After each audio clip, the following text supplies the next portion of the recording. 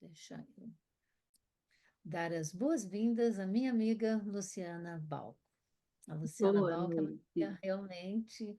O tempo que eu morei lá no UNASP, nos encontramos, os nossos filhos, o Sean e o Tiago, o filho dela, são muito amigos, e nos unimos. E a gente sabe uma da luta da outra, oramos sempre juntas, e ela é assim uma a palestrante, ela é pregadora exímia também, ela é uma psicóloga clínica, né? E ela está fazendo agora também, cursando mestrado em neurociência. Ela é especializada em traumas psicológicos. A Luciana, hoje nós estamos falando ali que estamos numa cruzada em oração pelos jovens. E a Luciana, eu sou testemunha. Indicação de jovens para ela que ela recuperou assim da sombra da morte. Pessoas que estavam assim, jovens que estavam tentando suicídio muitas vezes, e a Luciana, por essa especialização em traumas, ela tem sido assim uma bênção ali naquela comunidade. E ela também é líder do grupo adventista de psicólogos em missão. Então, a agenda dela é totalmente cheia, ela tem que, assim, pacientes fora do Brasil também. E é um privilégio tê-la aqui hoje, de ter achado esse tempinho para estar conosco, viu, Luciana? Então, que Deus te use mais uma vez. Como, né, você viu lá no grupo, são mais de 100 nomes ali de filhos, pais desesperados que colocaram o nome dos filhos. Eu não sei qual parte da depressão que você vai abordar essa noite, mas sabemos que os nossos jovens estão assim muito doentes, né? Eu acho que não houve outra época em que eles tinham tanto, mas estão tão doentes, não é? Então, seja Uhum. bem-vinda, a palavra é sua. Obrigada, querida. Boa noite a todo mundo. Obrigada, Zina, pelo convite. É um privilégio estar aqui com você, minha amiga do coração, amiga querida, amiga de oração, aquela amiga que a gente pode contar todas as horas, né?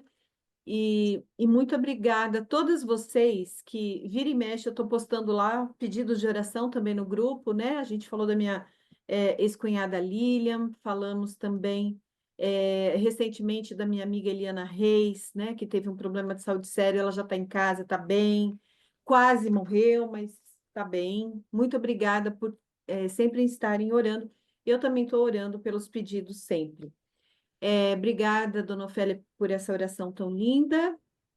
E nós vamos falar sobre essa doença que é o mal do século. Por que que eu chamo de mal do século? Porque existe uma previsão da Organização Mundial da Saúde que a depressão, até 2030, tende a ser a doença mais predominante no mundo.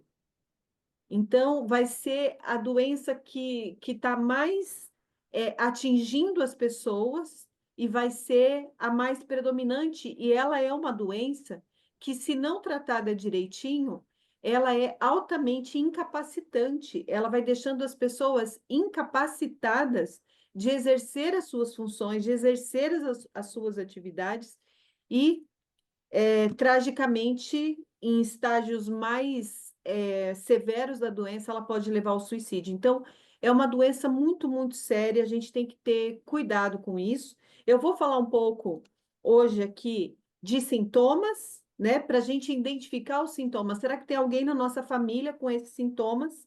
E às vezes eu estou achando que é uma outra coisa, então a gente vai aprender a identificar e vamos aprender também o que é que a gente pode fazer para tratar a depressão, né? Como é que é o tratamento, como é que ajuda uma pessoa depressiva. Eu vou mostrar na Bíblia como Deus ajudou um deprimido, Elias, que Deus fez por ele, para servir de referência para o que a gente pode fazer também, tá bom?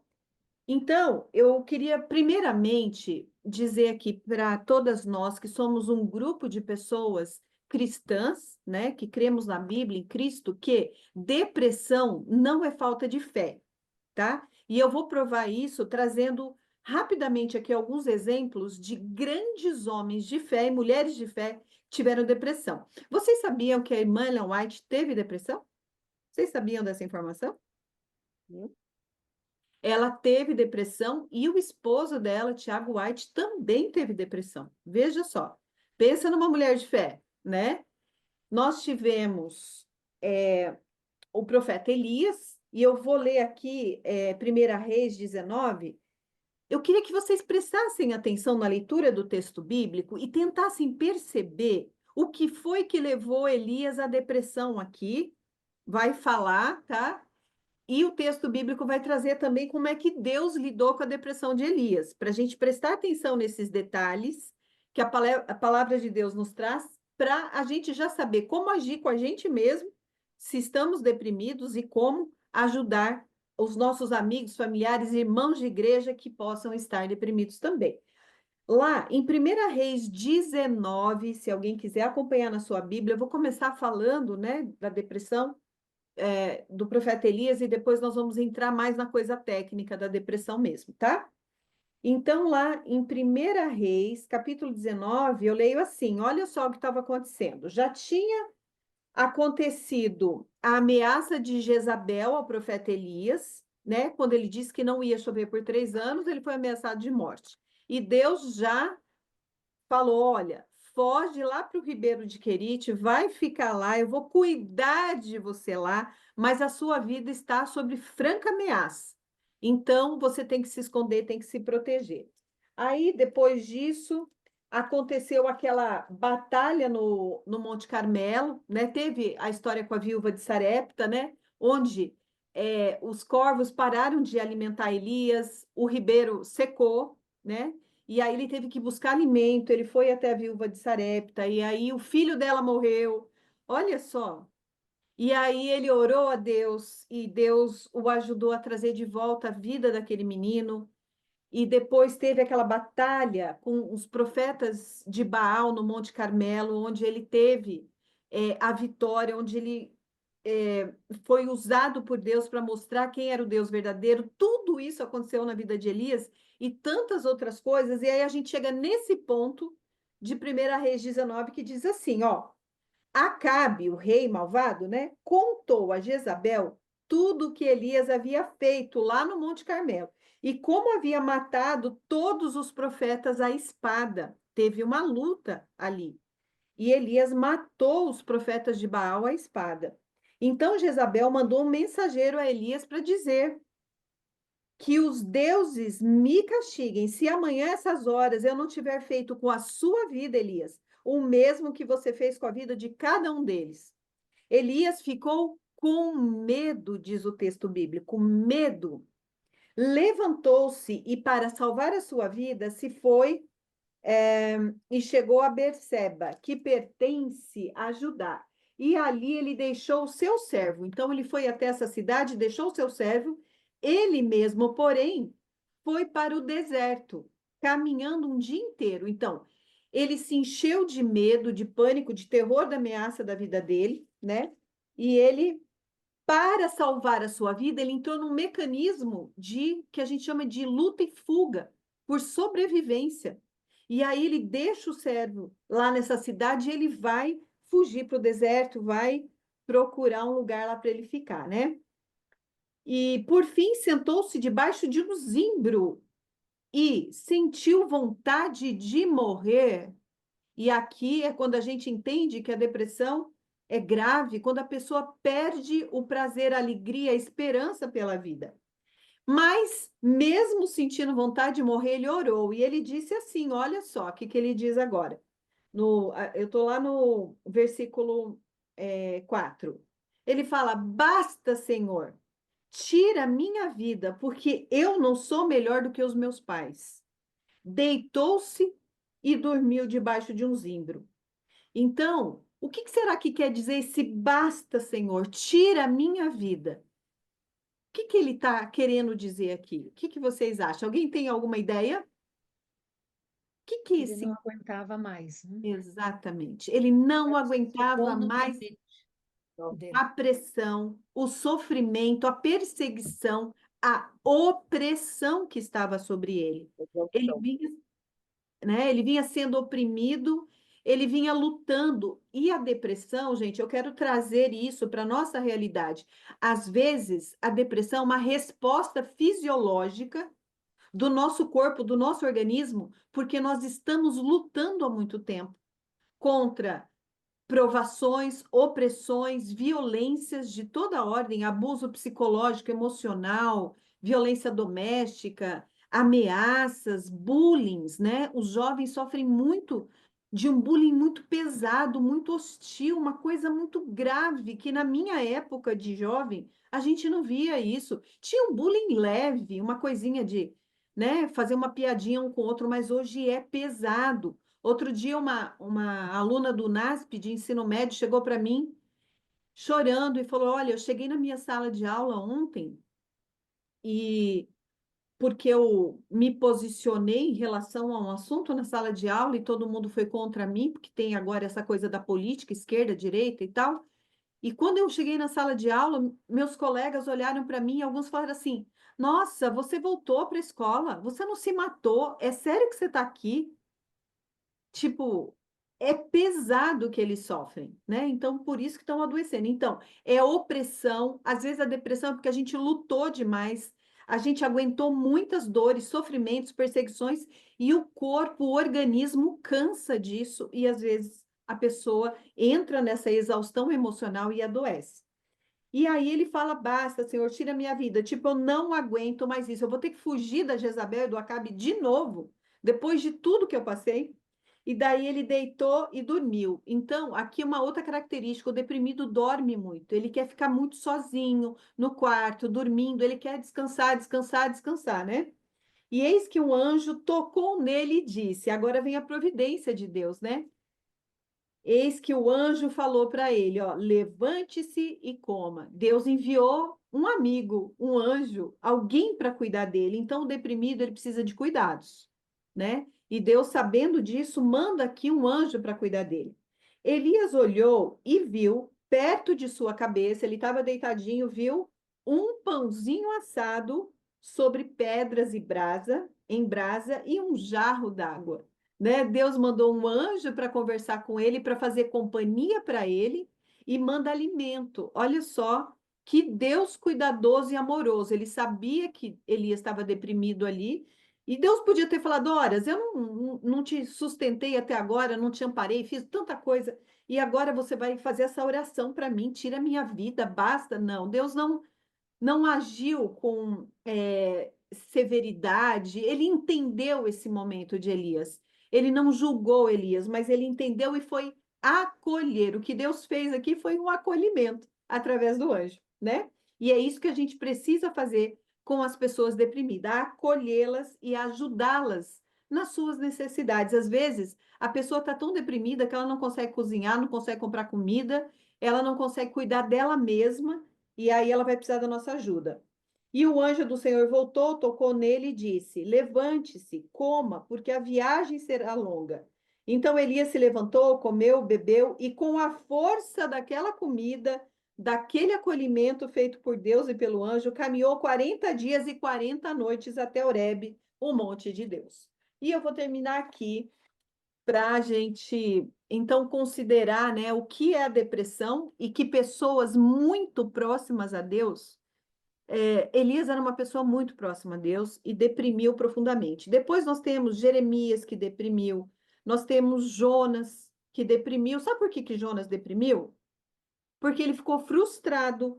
Com o que que ele ficou frustrado? Ele ficou frustrado e desapontado, desejando morrer, porque ele queria que aquela cidade de Nínive, aquele povo fosse castigado. Ele não queria a misericórdia de Deus. Então, a depressão, nesse caso de Jonas, vem para provocar uma mudança em algo dentro dele. Às vezes, a depressão vem, como para Elias, pelo cansaço e exaustão das lutas. E às vezes a depressão vem porque algo dentro da gente precisa mudar.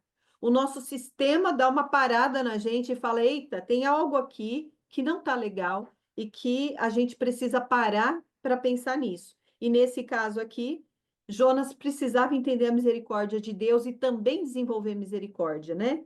Depois nós tivemos o apóstolo Paulo, que passou por momentos de muita luta, né? E perseguições e prisões e muita angústia. E lá em 2 Coríntios 1:8, o apóstolo Paulo escreve para a igreja de Coríntios assim: Irmãos, não queremos que vocês desconheçam as tribulações que sofremos na província da Ásia, as quais foram muito além da nossa capacidade, muito além da nossa capacidade de suportar, a ponto de perdermos a esperança da própria vida. Veja que a coisa estava pesada para o apóstolo Paulo também. Aí nós tivemos Jó, aí nós tivemos Noemi, que deprimiu quando perdeu o marido, perdeu os filhos, e Deus resgata a saúde dela usando Ruth, né, para abençoá-la e tudo mais. Mas são pessoas que deprimiram. Então, aqui se encerra o mito que depressão é falta de fé, é falta de Deus, certo? Agora nós vamos falar sobre sintomas. Existe depressão unipolar e depressão bipolar. Vocês sabem a diferença? Qual que é a diferença?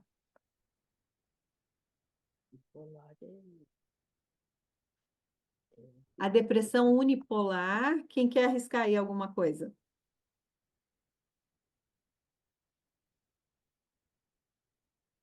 Eu vou compartilhar aqui uma imagem, mas a depressão unipolar é aquela depressão como o profeta Elias teve, outros, né?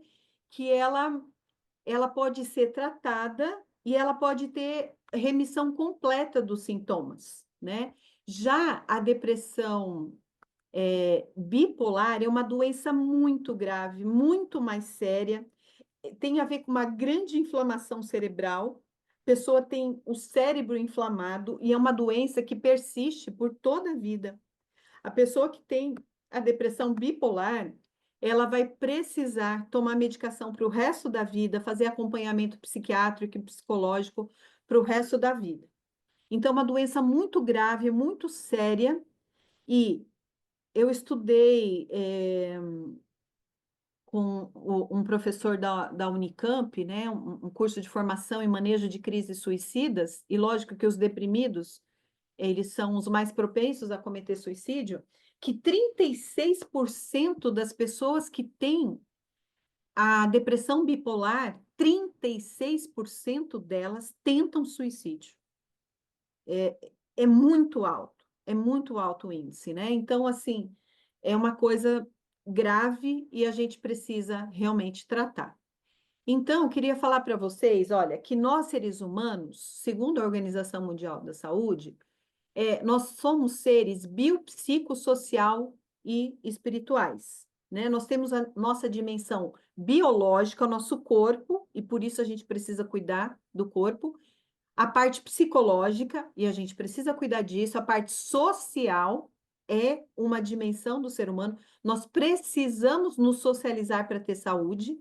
Ficar trancadinho em casa adoece, né? Nós precisamos estar com os irmãos de fé, os irmãos da igreja, os amigos, os familiares, as pessoas que fazem a gente sentir bem, porque também tem pessoas que nem é muito bom conviver, porque acabam piorando o nosso estado, né? Existem pessoas ruins, pessoas tóxicas, e aí a gente também tem que ter discernimento para escolher as nossas companhias. E nós temos a dimensão espiritual. E a saúde mental depende profundamente, né, do respeito a todas essas dimensões. Veja, a Organização Mundial que escreveu isso, que nós precisamos respeitar todas essas dimensões, tá? E aí nós temos aqui os 4 Ds da depressão. Geralmente as pessoas vão se sentir deprimidas se elas estão se sentindo com desamor, elas não se sentem amadas, elas se sentem desesperançosas, a desesperança, o desvalor e o desamparo, né? De repente, Elias estava sentindo ali uma desesperança muito grande. Em algum momento, talvez ele tenha se sentido desamparado por Deus, mas Deus não desamparou, mas ele pode ter se sentido assim. Achava que não tinha mais valor, vivia perseguido, né? E Deus foi amoroso com ele e isso foi restaurando a saúde dele. Então, a gente tem que observar, né, essas questões aqui. Por que que a gente está se sentindo sem amor, sem esperança, desvalorizado e desamparado? Será que isso é verdade mesmo? Isso está acontecendo? Ou por causa dos nossos traumas, das coisas que passamos na vida, a gente começa a pensar e sentir isso, mas às vezes nem é isso de verdade que está acontecendo. Mas, às vezes, algumas coisas estão acontecendo e a gente tem que saber discernir, né? Então, os traumas psicológicos, sobretudo aqueles que a gente passa na infância, marcam a gente profundamente. Infância e adolescência, sobretudo. Por que que impacta tanto? Porque quando somos crianças pequenas, juvenis e adolescentes, a gente não tem recursos emocionais, psicológicos e físicos para lidar com uma série de situações que acontecem que a criancinha pequena ela não tem estrutura para lidar com a morte de um dos pais, ela não tem estrutura para lidar com o abuso sexual, ela não tem estrutura para lidar com uma violência, um assalto, ou alguém que xinga, que humilha, que bate, né? Então, isso tudo vai traumatizando e mais uma porção de coisas que pode acontecer hoje. Muito bullying tem traumatizado as crianças, porque as crianças estão pegando pesado com isso. Então, o trauma psíquico é entendido como decorrente de um acontecimento que abalou de tal forma o indivíduo que provocou modificações consideráveis no seu modo do funcionamento psíquico. Isso vai ficando lá dentro e uma hora isso vem com todos os sintomas de depressão, né? Então, essa parte do córtex pré-frontal, ela fica meio que embotada e a pessoa não consegue pensar e raciocinar direito por causa dos traumas. E a parte da amígdala cerebral, que é essa parte emocional, ela fica super estimulada, é emoção demais e raciocínio, discernimento de menos, né? Porque a pessoa sente muita dor por aqueles traumas, tudo aquilo que aconteceu. E tem coisas gravíssimas que acontecem nas infâncias, né? No período de infância das pessoas, adolescência. Então, às vezes, chega um ponto que a pessoa deprime e ela nem sabe da onde que vem tudo aquilo, né? Aí chega numa terapia, num tratamento, a gente consegue entender da onde veio e tratar aquelas causas e trazer uma remissão dos sintomas, uma melhora significativa, né? Os traumas psicológicos são sequelas emocionais deixadas por uma experiência que causou imensa dor e sofrimento ao traumatizado, né? E é de tal magnitude que afetam profundamente o comportamento das pessoas, o pensamento, os sentimentos, e esse, por sua vez, o indivíduo fará de tudo para evitar reviver ou relembrar qualquer fato ligado ao que lhe causou traumas. Você viu Elias aqui tentando fugir, né? Não querendo mais passar por aquilo, não querendo reviver, dizendo basta, Senhor, né? Que foi muito para ele. Então, pessoas traumatizadas podem desenvolver ansiedade importante e depressão. Então, aqui nós temos um scan cerebral de um cérebro traumatizado, né, com várias experiências traumáticas, e um cérebro de uma pessoa que não passou por tantos traumas, né? E isso aqui deprime, né? Toda essa ativação neuronal causa uma inflamação no cérebro e isso deprime. Então, tem questões aqui psicológicas que viram biológicas, fisiológicas, atinge mesmo o nosso cérebro. E por isso que a gente precisa de tratamento, às vezes do tratamento medicamentoso, às vezes do tratamento psicoterapêutico, de muita atividade física, de alimentação boa para nutrir esse cérebro, desinflamar esse corpo, né? Então a gente tem que respeitar todas as dimensões. E a confiança em Deus, que todos esses da Bíblia que eu citei, que tiveram depressão, tinham a confiança em Deus, que ajuda muito a gente sair disso, né? Então, principais causas de traumas que podem desenvolver depressão: violência física, violência sexual, violência patrimonial, quando alguém tira, rouba, passa a perna na gente com coisas patrimoniais, violência moral e difamação, acidentes, violência psicológica e emocional, violência de privação de liberdade, manipulação ou chantagem emocional, bullying e cyberbullying, negligência, abandono, rejeição, traições e injustiças. Tudo isso pode levar a gente à depressão se a gente não tiver bem acompanhado, estruturado para lidar com essas experiências que são tão adversas. Deus não nos criou para passar por essas coisas. Definitivamente, Ele não nos criou para isso.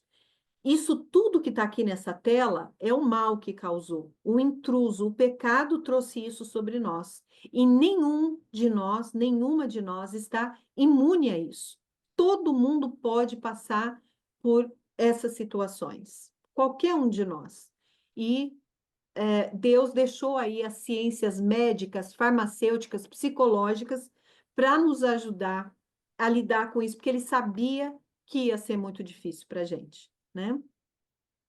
Os principais sintomas da depressão: irritabilidade, agressividade verbal, às vezes agressividade física pode ser um sintoma de depressão, profunda angústia, desânimo, né, cansaço, falta de vontade de fazer as coisas que a pessoa gostava de fazer, insônia, ou a hipersonia, dormir demais, geralmente vai provocar um distúrbio de sono, ou vai dormir de mais ou de menos. A apatia, que é ficar desconectado emocionalmente das coisas. Sabe aquela a pessoa fria, indiferente às coisas? Não acha graça em nada, também não acha ruim, vai ficando apático, né? Falta de motivação para fazer as coisas, desejo de morrer, oscilação de humor, sentimento de falta de sentido na vida e desesperança. Essas são algumas das principais, dos principais sintomas da depressão, né? Então, vamos pensando nas pessoas que a gente conhece que podem estar enfrentando isso, né? Então, ainda nos sintomas da depressão, tem a perda da autoconfiança e da autoestima, sentimentos inexplicáveis de culpa. A pessoa se sente culpada por tudo, o tempo todo, carrega sobre si uma culpa que é desproporcional. Tristeza quase constante, pensamentos recorrentes de morte e suicídio, problemas para dormir, mudança na atividade psicomotora, ou a pessoa fica muito letárgica, muito lenta, ou extremamente agitada, né? No caso da bipolaridade, essa agitação, ela é muito importante, e ela é conhecida como mania ou hipomania, né?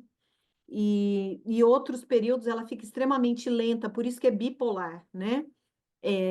São fases de muita agitação, irritabilidade, compulsões e fases de muita tristeza, lentidão, desânimo, perda de energia, aumento da fadiga, um cansaço muito grande, diminuição da capacidade de pensar ou se concentrar, mudança nos hábitos alimentares. Pode começar a comer de mais ou de menos, né? Então, essas são as principais características da depressão, sintomas. Pessoal, em 2014 foi lançado pela World Health Organization, que é a Organização Mundial da Saúde, uma cartilha mundial para todos os povos, línguas e nações, chamado Preventing Suicide, a Global Imperative. Prevenindo o suicídio, o imperativo global. Em 2014, imagina que a gente está em 2025, isso já tem 11 anos. Então, a gente sabe que nas últimas pesquisas que a gente tem aí, 800 mil pessoas se suicidam por ano. Nós temos por volta de 400 mil homicídios por ano no mundo, homicídios, 400 mil, e 800 mil suicídios. Ou seja, o dobro de pessoas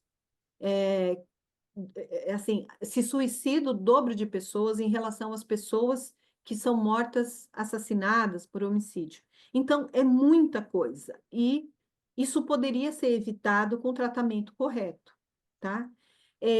Cerca de 90% dos suicídios podem ser evitados com tratamentos corretos, né? A Zina aí mencionou o caso de, né, jovens que já estavam assim, já tinham feito tentativas de suicídio, já tinham tentado tirar a vida. Eu já passei por cada situação. Se der tempo, no final, quero contar um testemunho que é maravilhoso. Sem dizer nome, pessoas, claro, né?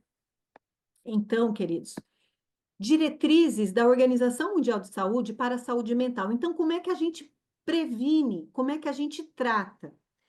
Lá diz que o fortalecimento de vínculos e das relações interpessoais é terapêutico, é uma das formas de prevenir suicídio e depressão. Porque se eu previno a depressão, vou prevenir o suicídio, fortalecimento de laços entre as pessoas. Quando a gente tem um grupo de oração maravilhoso como esse, há 20 anos funcionando, isso aqui fortalece vínculos e relacionamentos interpessoais. Nós oramos uns pelos outros, a gente sabe da vida um do outro, o que cada um está passando, a gente está junto. Esse grupo é uma ferramenta de prevenção, né? E a gente pode estender isso à comunidade em outras esferas também. Segundo, o desenvolvimento da espiritualidade, das crenças e práticas religiosas saudáveis, né? Então, a Organização Mundial da Saúde diz, comprova que o desenvolvimento da nossa espiritualidade, a nossa conexão com o divino, com Deus, né, e essas crenças e práticas religiosas saudáveis é prevenção contra a depressão e prevenção contra o suicídio. E eu coloquei ali práticas religiosas saudáveis, porque existem práticas religiosas que não são saudáveis. Inclusive, tem grupos aí que se suicidam, o grupo inteiro, né? Tem uns líderes religiosos malucos que aparecem com umas ideias, né, que não tem nada a ver. Então, precisa ser prática religiosa saudável. 3, prática de estilo de vida saudável e atitudes mentalmente positivas, como estratégias para promover o bem-estar pessoal e autoestima. E aqui, em estilo de vida saudável, vai entrar os 8 remédios da natureza, né? Os 8 remédios naturais que nós já temos toda essa orientação. Isso aqui entra como prevenção à depressão, tá? E engajamento em projetos de assistência social e ajuda humanitária para ajudar outras pessoas. Gente, a Organização Mundial da Saúde que diz isso, não é a Luciana, tá? Então, quando a gente participa de projetos assistenciais, humanitários, missionários para ajudar as outras pessoas, a gente libera no corpo uma substância chamada ocitocina. E a ocitocina é chamada do hormônio do amor e do bem-estar. Quando a gente ajuda as outras pessoas, a gente se sente bem. A gente produz uma substância que dá vigor, que dá bem-estar para a gente. E aí, nos estudos da Organização Mundial da Saúde, eles descobriram que isso ajuda a prevenir depressão e, portanto, o suicídio, tá? E falando dos 8 remédios da natureza, só para relembrar, caso alguém aqui não conheça, a alimentação boa, natural, de qualidade, muitas frutas, vegetais, castanhas, né? Alimentação que não inflama o corpo, né? É muito útil como tratamento para depressão. Exercício físico regularmente. Não existe saúde mental sem exercício físico regular. A gente precisa disso. Isso libera endorfinas, dopaminas, várias substâncias no corpo que levam ao bem-estar e ajuda a desinflamar corpo e cérebro. Temperança, o equilíbrio, né? Dormir às horas certas, não exagerar nas atividades, né? Não trabalhar demais, não estudar demais. Aqui é minha área de sinal, assim, sabe aquela plaquinha de sinal amarelo? Presta atenção. Repouso, a gente precisa de descanso, de dormir, de repouso, o ar puro, respirar, deixar muito oxigênio entrar nos nossos pulmões, fazer aquela respiração vigorosa, profunda, água, muita água, solzinho, e não poderia faltar a confiança em Deus, que é a atitude mental positiva, né? Isso aqui, gente, tudo isso é sim tratamento para depressão. É preventivo contra a depressão, mas também entra no tratamento quando a gente está deprimido, tá? Qualquer bom psiquiatra e bom psicólogo vai recomendar isso aqui para vocês, tá? Sendo adventista ou não. E aí tem um próximo passo, que a Organização Mundial de Saúde falou, né? Tem pessoas que não têm sentido na vida, não sabem de onde vieram, o que estão fazendo aqui, para onde vão, qual é o propósito de vida que têm, o que querem da vida, não sabem, não encontraram esse sentido de vida.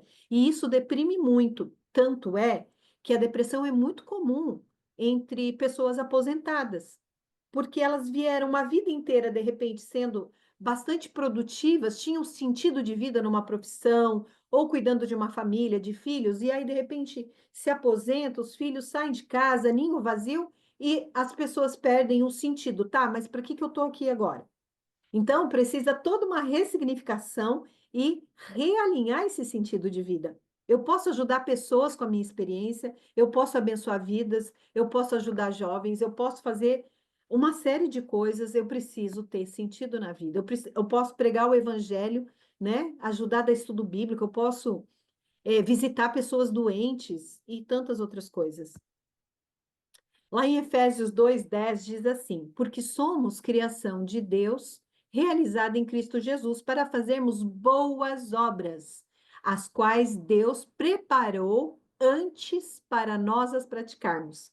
Então, nós fomos criados por Deus para praticarmos boas obras. Essa é a nossa missão. Isso dá sentido à nossa vida, tá? E quem não está fazendo isso corre o risco de deprimir.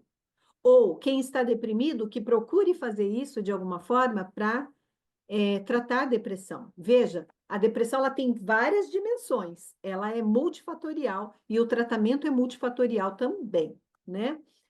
Então, eu achei bonitinho essa imagem que diz assim: eu acredito que o sentido da vida seja fazer sentido a outras vidas, né? Então, de repente, o nosso sentido de vida, achar o nosso propósito, é dar propósito e sentido para a vida de tantas pessoas que estão perdidas no mundo, sem saber para onde vão, não conhecem Jesus, não tem alguém que é por elas, enfim, né? A gente pode se beneficiar. Eu gosto daquele verso bíblico que diz assim: mas bem-aventurada coisa é dar do que receber, né? Porque quando eu dou, eu abençoo os outros, eu produzo um monte de ocitocina. Talvez Deus devesse estar pensando nisso. Ele falou assim: eu vou criar nos seres humanos uma substância muito poderosa para o bem-estar que cada pessoa que dá, que se doa, que ajuda, vai sentir. E a pessoa que recebe ajuda também produz ocitocina. Olha que bênção. E, lógico que a Bíblia vem reforçando né, que o mandamento que Deus nos dá é que amemos uns aos outros, né? Nós precisamos praticar o amor entre todos nós, e isso é terapêutico, é curativo contra a depressão. E a gente vê Deus sendo amoroso com Elias lá naquela situação, né? Mandando um anjo para cuidar, mandando um pãozinho quentinho assado na brasa ali na hora, uma aguinha, a companhia do anjo e a certeza da presença de Deus na vida dele, né? Então a gente precisa demonstrar amor com cuidados. E tem esse verso de Provérbios que eu acho muito importante, que diz assim: as palavras agradáveis são como um favo de mel, são doces para a alma e revigoram a saúde e a alegria de viver. Ora, se estamos vivendo o mal do século, que é a depressão, essa doença, nós estamos perdendo a saúde e a alegria de viver, certo? A depressão faz isso. Então, está dizendo que palavras agradáveis são como um favo de mel, são doces para a alma, para o espírito, né? E revigoram a nossa saúde e revigoram a nossa alegria de viver. Então, nós podemos abençoar as pessoas deprimidas com palavras boas, agradáveis, com palavras de afirmação, com palavras de ânimo, dizendo coisas boas que a gente sabe sobre elas. Ninguém precisa mentir sobre as pessoas, mas tem aquele olhar: o que essa pessoa tem de bom? O que eu posso dizer para ela que ela é boa, que talvez ela não esteja enxergando, que nunca disseram para ela, que ela viveu numa família muito crítica, num ambiente, num casamento disfuncional, um marido, uma esposa muito crítico, né? E ela perdeu a saúde, a alegria de viver, deprimiu. Nós podemos usar as palavras para abençoar e trazer saúde e alegria de viver. A palavra tem muito poder, gente, muito poder. Se eu não consigo abençoar as pessoas de outra forma, eu posso usar as minhas palavras, né? E eu queria dizer também que essas palavras que eu uso para as outras pessoas, eu tenho que voltá-las para mim também. Quantas vezes a gente emite palavras e pensamentos ruins e injustos contra nós mesmos, né? A pessoa deprimida tem muitas palavras ruins contra si. Ai, porque eu sou burro, porque eu não faço nada direito, porque eu sou inútil, porque eu não presto, porque a vida fez isso comigo, porque eu não sei o quê, porque eu sou culpado, né? E são palavras muito negativas contra si.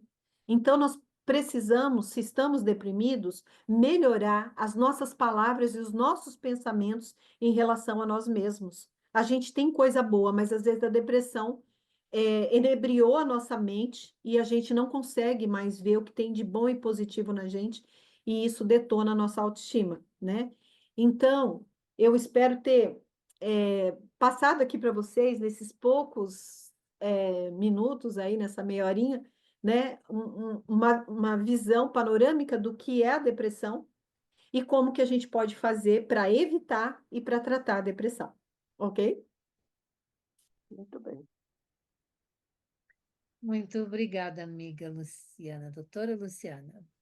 Foi ótimo, viu? Para nos lembrar, assim, o que é que está acontecendo quando coloca os sintomas que você pode ver, né? Ah, está acontecendo comigo? Eu conheço alguém que está assim, os remédios, os 8 remédios naturais. E daí tem vocês todas aí, né? Pessoas maravilhosas que Deus colocou no mundo para ajudar, quando os 8 remédios naturais não vencem, não é? Então, que Deus abençoe todos nós, sejamos fortes, né? Emocionalmente, mas não esquecermos que tem um Deus que cuidou do Elias, ele está cuidando da gente também. Ah, Luciana, você pode fazer, por favor, uma oração final? Claro, vamos orar.